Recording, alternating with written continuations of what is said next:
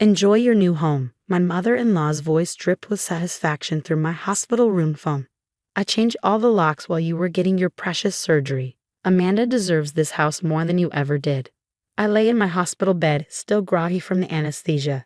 But my mind was surprisingly clear. 6 hours of spinal surgery, and this is what I wake up to. My mother-in-law giving my house to my sister-in-law. Are you even listening? She demanded. We're having a little housewarming party right now.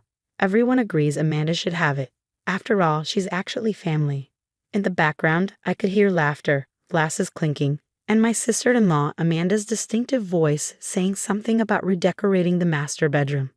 My master bedroom. Thank you for letting me know, Patricia, I said calmly. The lack of reaction in my voice clearly threw her off. That's all you have to say, she sputtered. For now, enjoy the party. I hung up and closed my eyes, letting a small smile play across my lips. Patricia had no idea she just walked right into my trap. My name is Elizabeth Cooper, and at 34, I've spent the last 3 years watching my mother-in-law Patricia systematically try to push me out of the family. When my husband Michael died in a car accident 2 years ago, she became convinced that I had no right to keep the house he and I had shared. The fact that I'd helped pay for it, renovated it, and turned it into a home meant nothing to her. Family property should stay in the family, she'd say at every opportunity, staring pointedly at me.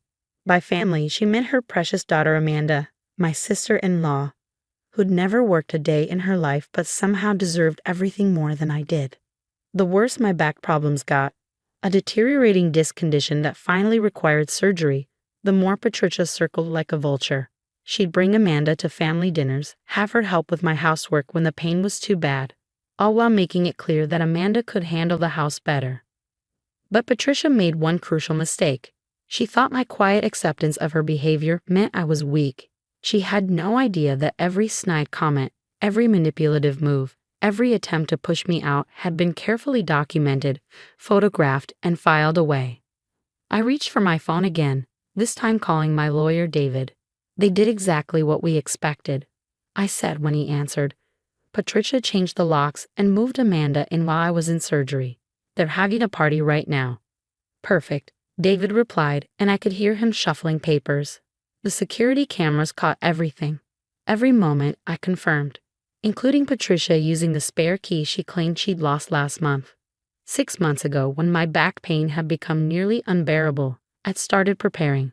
I knew Patricia would make her move when I was at my most vulnerable, so I'd installed security cameras throughout the house, documenting every conversation, every threat, every time Patricia brought prospective buyers by when she thought I was at physical therapy.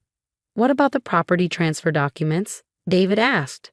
Still locked in my office safe. The ones Patricia thinks she found in my desk drawer are very convincing copies. I smiled, remembering how I'd left them there as bait, watching through the cameras as she discovered them 2 weeks ago. The documents suggested that Michael had left the house jointly to Amanda and me, something Patricia had been desperately trying to prove since his death. She'd been so excited by her discovery that she never bothered to verify their authenticity. Your mother-in-law is in for quite a surprise, David said. The real documents, plus the footage of her breaking in and attempting to transfer property under false pretenses. She's going to regret this little housewarming party. I heard more laughter floating through the phone from the party happening in my house. Patricia's voice carried clearly. Finally, the house is back with its rightful owner. No more putting up with that gold-digging widow. Let them celebrate, I said quietly. Everything is falling into place exactly as we planned. Rest up and focus on your recovery, David advised. I'll file everything first thing Monday morning. Do you want me to send the cease and desist letter to the house or Patricia's address? The house, I decided. I want Amanda to see it too. They should both understand exactly what they walked into. After hanging up, I adjusted my hospital bed and looked out the window at the setting sun. 2 years of watching, waiting, and documenting every move Patricia made. 2 years of playing the grieving, passive widow while she plotted to take everything Michael and I had built together. The nurse came in to check my vitals, frowning at my elevated heart rate. Try to stay calm, she advised.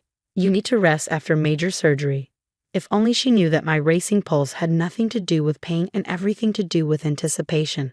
Patricia thought she was finally getting her victory, giving my home to her daughter, while I was too weak to fight back. Little did she know, every decoration they hung, every celebration drink they poured, every moment they spent plotting in my house was being recorded, documented, and added to the already substantial case against them. I picked up my phone one last time, looking at the security camera feed from my house. Patricia and Amanda were in my living room, already measuring for new curtains. The party guests, mostly Patricia's friends, were wandering through my home like they owned it, probably all congratulating themselves on finally getting rid of me. "Enjoy it while you can," I whispered, turning off the feed. "You have no idea what's coming. Let them have their party. Let them think they've won. On Monday morning, they'd learn exactly why you should never underestimate a quiet woman with a good lawyer and a long memory." I closed my eyes, finally allowing myself to rest. For the first time since Michael's death, I felt at peace. Patricia's time was running out, and justice was about to be served. The following Monday morning, I was still in the hospital focusing on my recovery when David's text arrived. Papers delivered, waiting for the fireworks. Right on cue, my phone rang. Patricia's name flashed on the screen, but this time her voice wasn't smug. It was shrill with panic. "What is the meaning of this?" she demanded. These papers the lawyer just delivered. This has to be a joke." I adjusted my hospital bed, making myself comfortable for what promised to be an interesting conversation. "Oh, you mean the cease and desist letter? The evidence of breaking and entering? The fraudulent attempt to transfer property? No, Patricia, it's not a joke. But the documents, I found them in your desk. The house belongs to Amanda too." Her voice cracked with desperation. "Those documents?" I couldn't help but smile. "The ones you stole from my desk when you thought I was at physical therapy? Check the letterhead carefully, Patricia. They're quite convincing copies, aren't they?" The silence on the other end was deafening. I could almost see her frantically examining the papers she found, finally noticing the subtle inconsistencies we planted. You set this up," she whispered. "I had a lot of time to think during those sleepless nights when my back pain was at its worst," I explained calmly. "Time to watch you and Amanda plotting, measuring my furniture, planning how you'd redecorate once you got rid of me. The security cameras caught everything, by the way. Every conversation, every unauthorized entry, every potential buyer you brought through my house." "Security cameras?" Her voice rose an octave. "What security cameras?" "The ones I installed 6 months ago. They're very discreet. I'm not surprised you didn't notice them. The footage is quite compelling, especially the part where you used that spare key you claimed you'd lost." Through the phone, I heard Amanda in the background, her voice panicked. "Mom, there's someone at the door with more papers." "That would be the formal eviction notice," I said. "You have 48 hours to vacate my property and return my keys. All copies of them." "You can't do this," Patricia sputtered.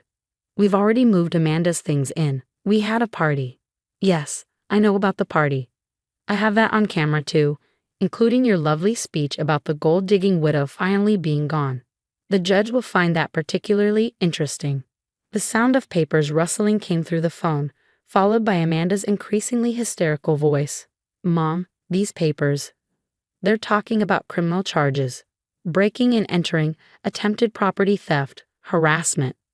David warned me not to tell you this," I continued, "but the security footage has already been submitted to the police. They're very interested in the pattern of behavior it shows." Patricia's breathing had become shallow and rapid. "The police? But we're family." "Family?" I let out a bitter laugh. "Is that what you call it? Since Michael died, you've tried to drive me out of my own home, spread rumors about me in the community, and attempted to steal my property. That's not family, Patricia. That's criminal behavior. I'll tell everyone what you've done," she threatened, but her voice wavered. "How you set us up, trapped us." "Go ahead," I replied calmly. "Show them the footage. Let them watch you breaking into my house, mocking me while I was in surgery, celebrating taking advantage of someone who was physically vulnerable. I'm sure they'll be very sympathetic." Amanda's voice came through again, closer this time. "Mom, we need to leave. Now, these papers say if we're not out in 48 hours, they'll press criminal charges." "Listen to your daughter, Patricia," I advised. "Pack your things and go. The security cameras are still running, and every minute you spend in my house is more evidence against you. This isn't over, Patricia hissed, but the fear in her voice was evident. Actually, it is. Oh, and Patricia, the rose bushes you dug up yesterday to make room for Amanda's new garden. The ones Michael and I planted on our first anniversary. Add destruction of property to the list of charges. David will be in touch with the full bill for damages. I hung up, letting out a long breath. Through my hospital room window, I could see the morning sun shining brightly. Somewhere across town, Patricia and Amanda were facing the consequences of their actions, finally understanding that their perfect plan had backfired spectacularly. My phone buzzed again. A text from my next-door neighbor. Moving trucks just pulled up. Your MIL and SIL are throwing things into boxes like the house is on fire. Whatever you did, it worked. I smiled, sending back a quick thank you.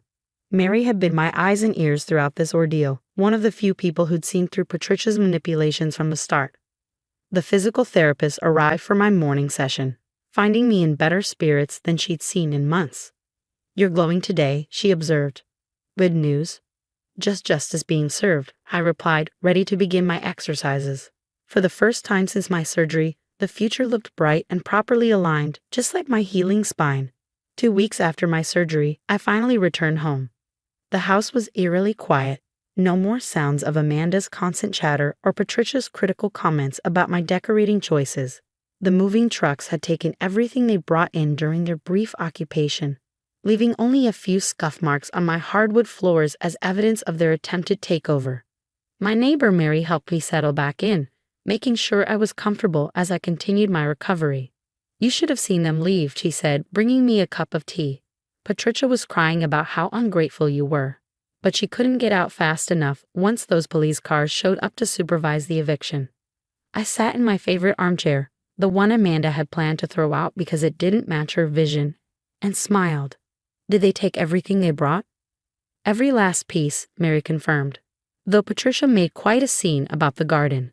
She actually tried to dig up the new plants they put in, but the police told her to leave everything as it was. The doorbell rang and David walked in, carrying a thick folder. Good to see you up and about, he said, settling into the chair opposite me. I have updates. How bad is it for them? I asked, though I already had a good idea. They're facing multiple charges, he replied, opening the folder. Breaking and entering, attempted property theft, harassment. The security footage was damning, especially combined with the documented history of their behavior since Michael's death. The DA is particularly interested in the pattern of taking advantage of someone with a medical condition.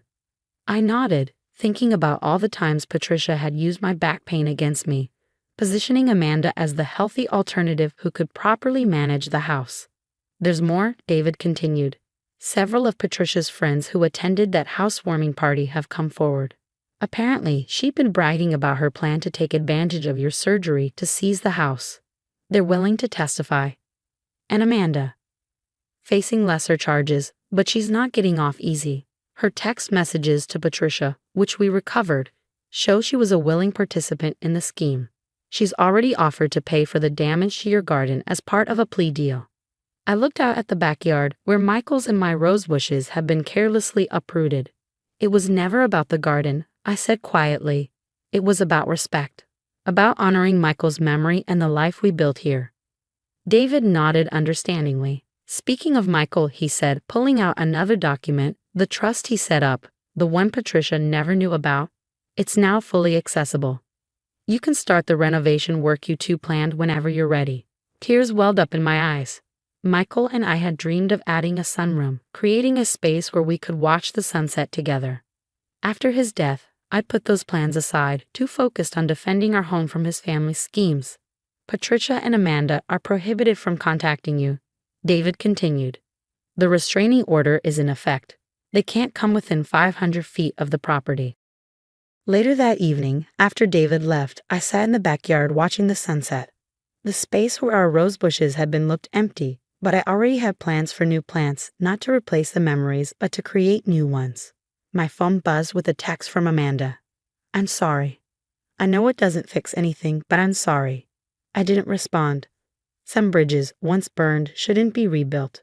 A week later, I received an invitation to a family gathering from Patricia's sister, Jane. Her message was clear. What Patricia and Amanda did was wrong, but you're still family to some of us. I thought about it for a long time before replying. Thank you, but my family is the one I choose now. The one that respects boundaries and honors Michael's memory. As my back healed and strength returned, I began planning the sunroom addition.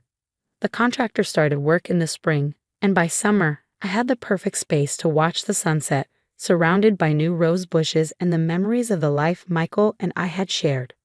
Patricia and Amanda eventually moved to another state, their reputation in our community thoroughly destroyed.